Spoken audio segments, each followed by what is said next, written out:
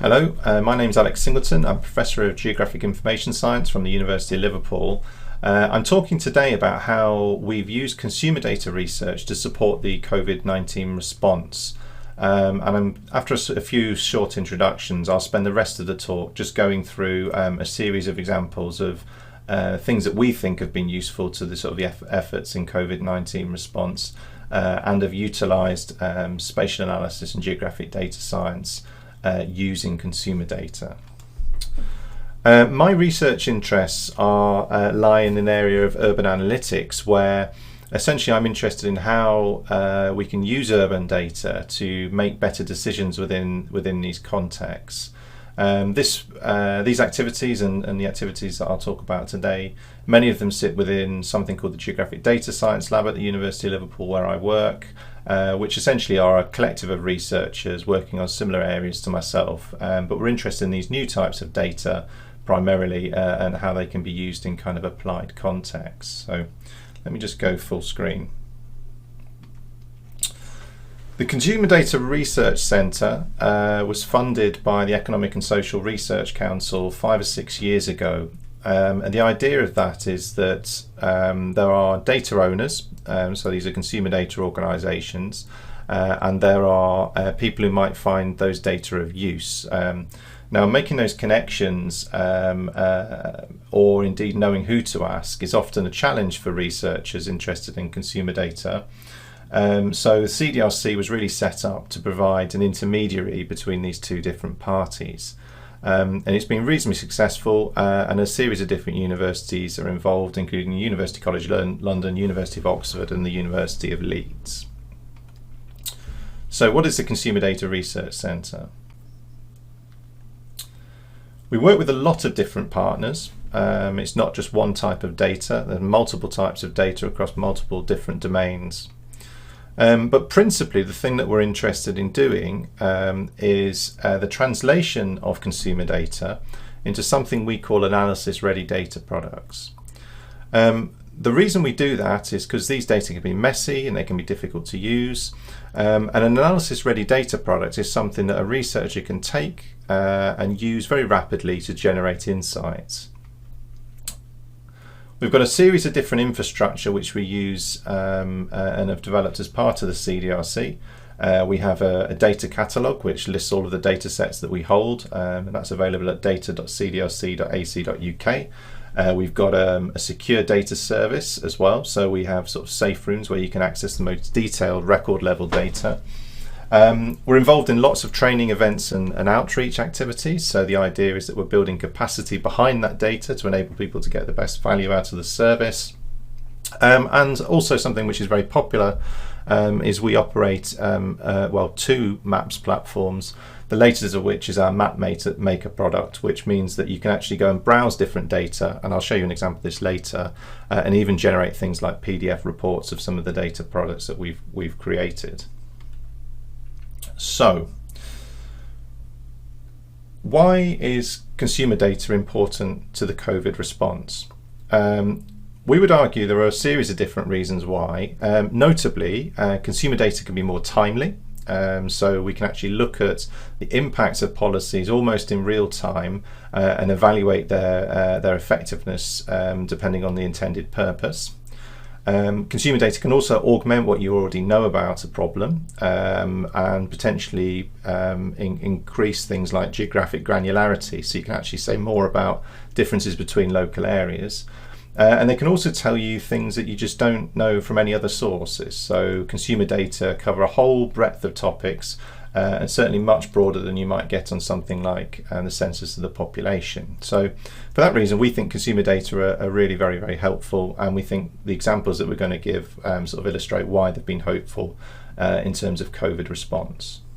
Okay, so the local data company are an organisation who provide a series of different data to their clients. One of the data sets that they provide is something that we've collaborated on with them over a number of years, and it's called Smart Street Sensors. What Smart Street Sensors are essentially footfall monitoring tools which sit within a lot of high streets within the UK. And we've been collecting data since around 2015, and from that we can actually draw trajectories of the popularity of these locations across that time period. And this has been really, really interesting to look at in terms of COVID-19 response. So we'll go on to have a look at a couple of charts from these data in a second. This chart here shows footfall as recorded by these sensors from the week of the 2nd of March through to the week of the 14th of September 2020. Year-on-year trends essentially look at the same week in the previous year, and as you might expect, given the various sort of restrictions around the UK, there was a kind of a footfall drop-off as we went into lockdown, and that's remained much lower than it has been last year, sort of down to around 30% of previous footfall levels. That's quite interesting, but it's not especially telling you anything new. So we can recalibrate that data. So rather than looking at a year-on-year trend, we can actually look on a week-on-week trend. And what this does is basically compares each week to the previous week. And we can see here that the patterns are a little bit more useful in terms of monitoring of policy response. So the week of the 23rd of March was lockdown, and you can see that footfall plummeted. You can see that as we progressed through lockdown, it remained low. There was a slight adjustment to government policy on the 10th of May. We went to a status that they referred to as stay alert, and you can see there that footfall was marginally up, and it stayed increasing over a series of weeks. There was a big peak then in terms of footfall, which was essentially stimulated when non-essential retail reopened. And that was sort of in the middle of June. And then a little bit later on, in the 4th of July, some of the remaining aspects of retail and leisure opened. So pubs, restaurants and hairdressers, and we could all get our hair cut again. That had some immediate effect. And then there was the stimulus package, Eat Out to Help Out. And that also had an effect because we include areas where there are typically restaurants within this, also enhanced footfall, but then it slowly started to tail off again. So that's where we are in terms of sort of week-on-week footfall. We think this is a very useful tool for kind of monitoring policies in real time. So what this enables you to do is also to look at areas of policy much nearer when then enacted. So if we take the example of the recent changes which were introduced on the 24th of September, that pubs and bars had to close at 10 o'clock, there were lots of stories in the press about what the potential impacts of that was happening in terms of footfall within city centre locations. So if we have a look at these two stories here, the one from City AM's reporting sort of plunging footfall after 10 p.m. But the one on the BBC, a different location, is reporting that there are very large numbers of people on the streets after the 10 p.m. closure, which probably isn't the intended outcome of the policy. So using these data, we can actually start to look at these problems. Again, with the footfall data, if we have a look at a set of sensors within Leamington Spa, what this graph shows you is footfall for the period Friday, Saturday, Sunday, which compares a week before the 10 p.m. curfew was introduced, which is the orange line, and also compares the weekend after the 10 p.m. curfew was introduced. We can see in Leamington Spa that earlier in the evening, which is the x-axis to the right of the chart, around 8 o'clock, there's a slightly higher peak than you expected when there was no curfew.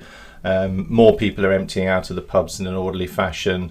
Overall, there's a more gradual decline in footfall during this particular location. However, if we have a look at a different place, which is Manchester, which incidentally is actually the pictures on the BBC article I just showed you, you actually see the opposite effect. So at 10 o'clock, everyone waited in the pub, and then suddenly there's lots and lots and lots of people out on the streets, which obviously is problematic because there might be issues of sort of overcrowding. So you can use these kind of consumer data to actually look at policies in real time, and we think this is very, very powerful. The Smart Street Sensor project is also about to develop a phase 2. Now, these are using different technology, so these new sensors actually use radar to count people walking down high streets.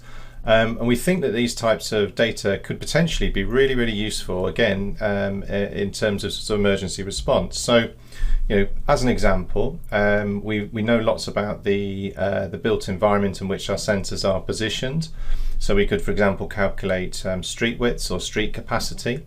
If we get a much more robust estimate of how many people are walking down these particular locations, we can also look at comparisons between the capacity and the use of particular spaces. And we think this potentially has got a whole range of applications, but one in which we're quite interested in developing, or at least thinking about, is how, for example, you could hook such data up to mobile devices. Perhaps, for example, you could provide alerts when particular spaces are becoming overcrowded and they should be avoided. These are really, again, the sort of the power of reusing consumer data for sort of new applications. And we think with a bit of creativity, there's lots of different things that you can do with them. So moving on, another set of data that we collate within the CDRC is bike share data. So we actually hold the world's largest database of bike share usage statistics, and we have this dating back multiple years for multiple countries. We were approached by the Cabinet Office at the start of lockdown to provide a data feed from our mobility data that they could use for decision making around COVID. What you can see on this chart is the AM commuting period, and on the y-axis you've got the peak number of simultaneous users, and then the days that are recorded across the x-axis. And obviously this only concerns, because it's commuting, it only concerns Monday to Friday. You can see that at lockdown, which is the first red line, there was a very significant drop in commuter use of bike share schemes. And then as restrictions were relieved, the stay alert policy, for example, in May the 10th, you can see a gradual increase in the use of the bikes. The blue line, incidentally, is the 7-day moving average.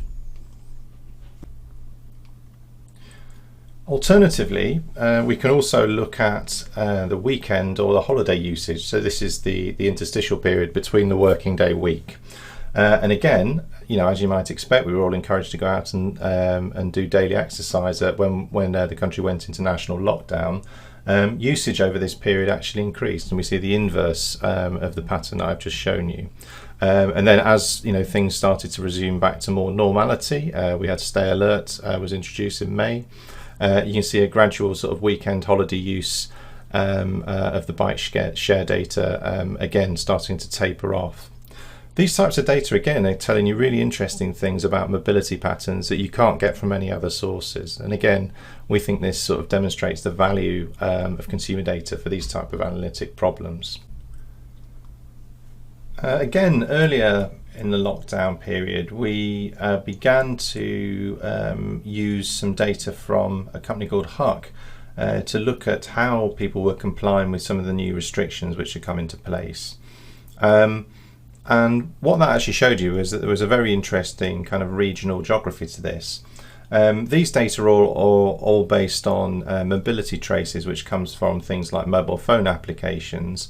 Essentially, Huck aggregate these up into a large spatial data set, and it's these that we've used to perform these analysis. Huck data, incidentally, is going to be one of the data sets that the CDRC is going to be able to provide access to fairly shortly. As the data are currently being ingested into the service. And what this analysis shows is that not everywhere had a decline in activity at the same rate, and there's a whole variety of different reasons for that. Namely, there's a very significant link between the geography of work and those types of activity or constraints on activity that enables. We also were able to use these data to start to look at places which began to show signs of lockdown fatigue, and that was essentially that mobility began to increase at a rate that was perhaps undesirable relative to the policy application. So again, it's a slightly different data set, but it's a new take on mobility, and it's applied to a very sort of interesting and useful policy relevant area. Another data set that we have used for COVID response analysis is our linked electoral registers data set, which essentially is a very large consumer register linked through time from sort of 1997 to 2016. What this means is that we can actually track mobility through this data set and look at a household level of change in occupancy or all sorts of other different measures. We've actually got additional funding now that this is going to be expanded. So coming very soon to this this time series data, we actually have 27, 2018, 19 and 20, and it's going to be updated quarterly going forward. Now, this is actually got some really very significant applications, which I'll sort of describe in brief in a second. So I'll just go full screen again. And I'll just open up a web browser. So what you can see here on your screen is the population map for the Northwest, showing population churn. And what this is showing you is blue are areas where there's not much churn, so there's not much movement in terms of residential changes. Where they're yellow to orange to red, there's a greater number of residential changes, and this is measuring the time period 2011 to 2016.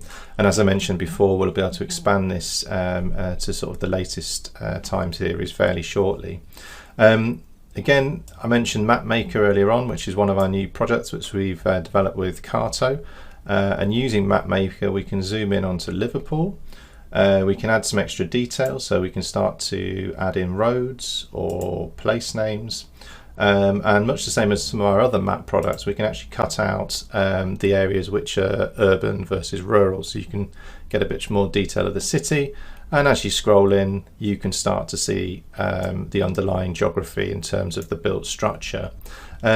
Obviously the centre of Liverpool, there's a high number of flats, there's a high residential churn there, and actually this area to the south is also another student area, and again this area here in the middle also where lots of students live, areas where you expect to see sort of greater turnover. So these analyses essentially are made possible through the use of these churn indicators, but there's lots of other things that you can do with these data as well. So it's returning back to the PowerPoint. One thing that we've used them for is to actually examine how names which are recorded within these data can be used to predict people's ethnicities, and it's a project which we developed in partnership with the Office for National Statistics. The finding of which are very powerful. Essentially, if you give us a forename and a surname, we can give a probability of assignment of the ethnic group using the same categories that they use in the 2011 census. So this is a map which is animated, showing the change in ethnicity of people who we would predict are self-identifying as British Bangladeshis from the 1990s through to the 2011 census and beyond.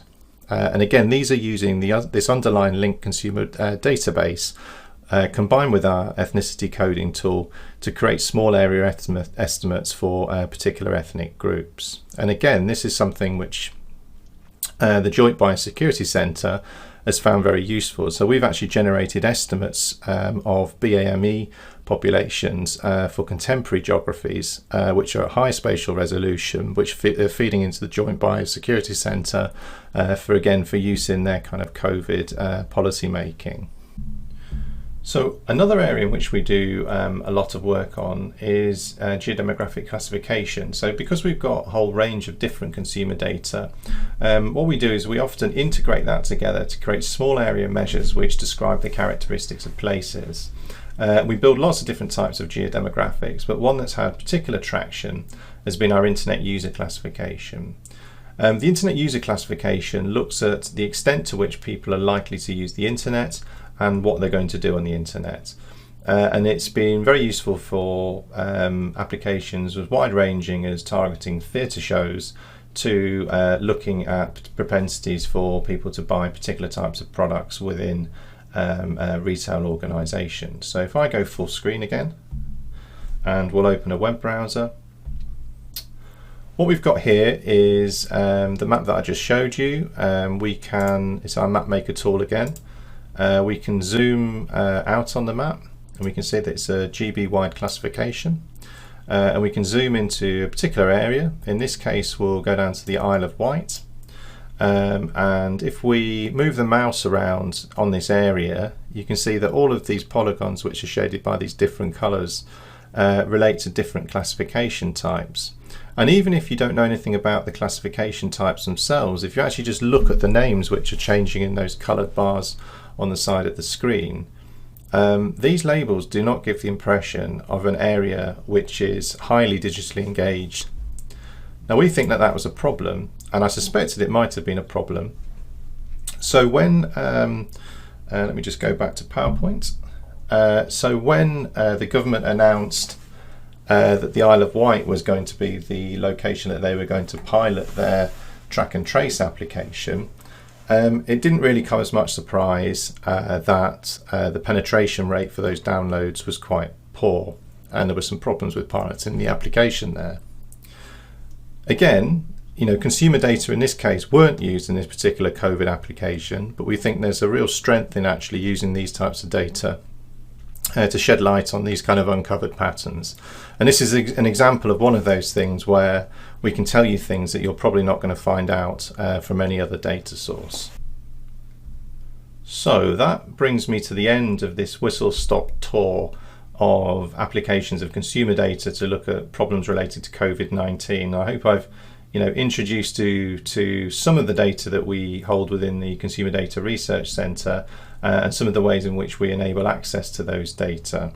So all it leads me to do is to say thank you very much for the opportunity to give this talk. And more generally, if you want to go and have a look at some of our data, then I'd probably recommend, because we're about to launch it, going and having a look at our map maker tool. One of the things I didn't show you, but it's really neat, there's actually ways in which you can kind of print off PDFs from the locations that you're looking at the map. Maybe you can keep those and put them up on your wall. Thank you very much. Well, Alex, thank you so much for joining us. Fascinating and very relevant presentation in the context of the situations that we're seeing with everything that's going on with COVID. Thanks for sharing the specific use cases. We have got quite a few questions on the chat. Okay. So I thought perhaps we could start with a question that we have here from Guilherme Zagatti. And he's asked, what's your strategy in terms of ETL and data management to repurpose data originally gathered for other purposes? Do you develop custom databases or do you use flat files? It varies a little bit depending on what the data is. So the CDRC has got multi-tier service from the secure labs that I mentioned in the talk to sort of open interfaces which are coupled to our data store or our maps platforms. Behind the scenes, obviously, these data vary in sort of volume and all sorts of different characteristics. So it really depends very much on how we manage it internally in terms of the data. But most of the public data that we offer are in nice, fairly open formats, CSVs and so on, which you can just download through the websites. Fantastic. Okay. There was a question around sharing the ethnicity estimator. I think that's already been shared on the chat. Very, very interesting to see the evolution over time. One individual has asked here, Joan Vlaschard has asked, are all the map visuals built with CARTO? I think there was a range, but maybe you could fill us in. I think we started doing these map visuals sort of pre-CARTO, and we built our own platforms to do that initially. But the latest platform, the map maker, is actually all entirely built on CARTO.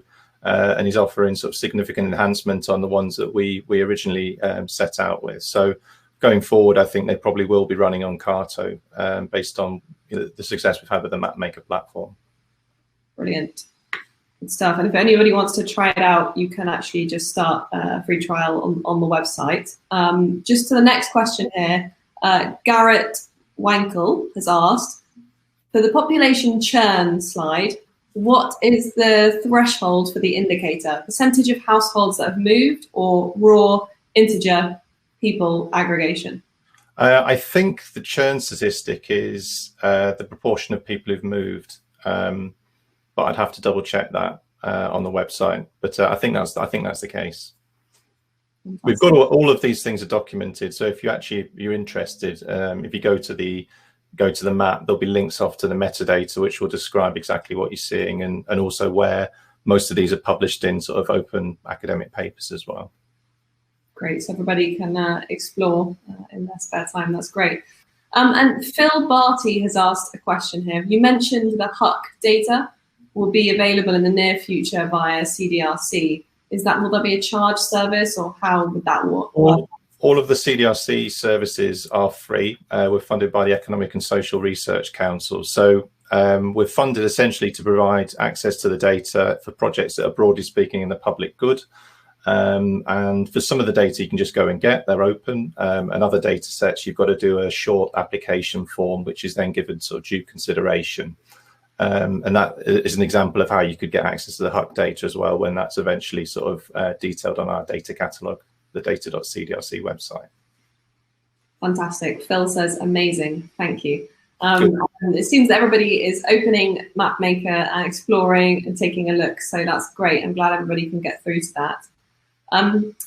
One final question for you, Alex, before we wrap up for the day is, have you got any particular use cases that are coming, you think, in the next quarter that might be interesting that you didn't mention in your presentation today?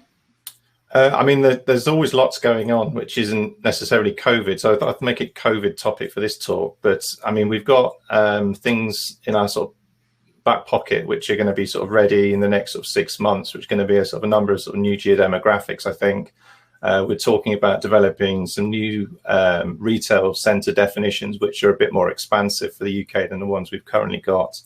We'll probably end up, I think, if we get time, to develop some more metrics like those that we've got for the existing retail centres. So we measure, you know, whether they're exposed to people shopping online. We call it e-resilience. I think that's probably it for the immediate future, but you never know. These projects can sort of creep up on you and become exciting rapidly.